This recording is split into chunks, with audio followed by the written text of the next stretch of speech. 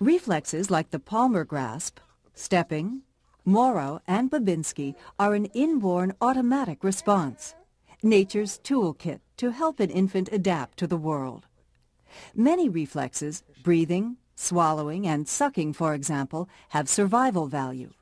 Other more primitive reflexes like the Morrow and grasping are considered leftovers from our evolutionary heritage. Survival reflexes usually become voluntary at some point during the first year, while the primitive reflexes disappear. Anthony, go back down for a second. So pretty much losing that. So she withdraws, and the toe goes up and fans out, just like that. Some reflexes are predominantly related to the nourishment of the infant. Here, in response to stroking at the corner of Aiden's mouth, we see the rooting reflex. 1-week-old Aiden turns his head and opens his mouth. He roots in the direction of the stroking. This helps the infant find the breast or bottle and begin feeding. Sucking is another reflex that helps the infant find food.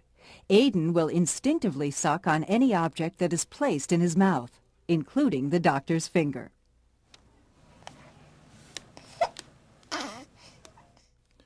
Some reflexes are predominantly related to the protection of the infant. Stroking the palm of Mackenzie's hand will cause her to close her hands and fingers in a grasp. The grasping reflex may be so strong that the baby can support her own weight. The Morrow or startle reflex is seen when support for the head and neck is suddenly lost, or in response to a loud noise or sudden movement. Here, 1-week-old Aiden throws his arms out and back in response to the doctor's sudden drop of his hands. The Morrow reflex, which should be fully present at birth, begins to disappear at around 5 months of age. Jessipina, who is just 2 months old, has already begun to lose the Morrow reflex. Absence of the Morrow reflex at birth or reappearance after the normal age of disappearance, approximately 5 months, may suggest damage to the central nervous system. So she doesn't have a startle anymore. It's gone. Okay. She's matured and she's overriding that. Some reflexes, such as the stepping reflex, are related to postural control. When held upright with her feet just touching a flat surface, 2.5-week-old Olivia appears to take steps and walk. This reflex, which typically disappears at around 2 to 3 months of age, will not be seen again until Olivia learns to walk on her own. Oh, I'm sorry. All right. Let's do that a little better. Let me hold you this way so people can see you. Okay.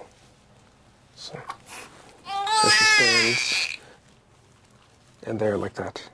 She'll start taking some steps. And you can get it to, if you sort of touch the top of her foot, she'll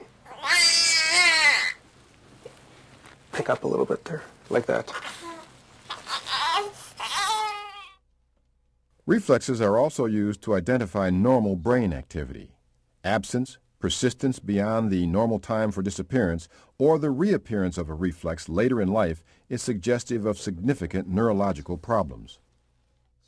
For example, the Babinski reflex, exhibited here by Olivia when the bottom of her foot is stroked, causes the big toe to flex towards the top of the foot and the other toes to fan out. The Babinski is normal in children under 2 years of age.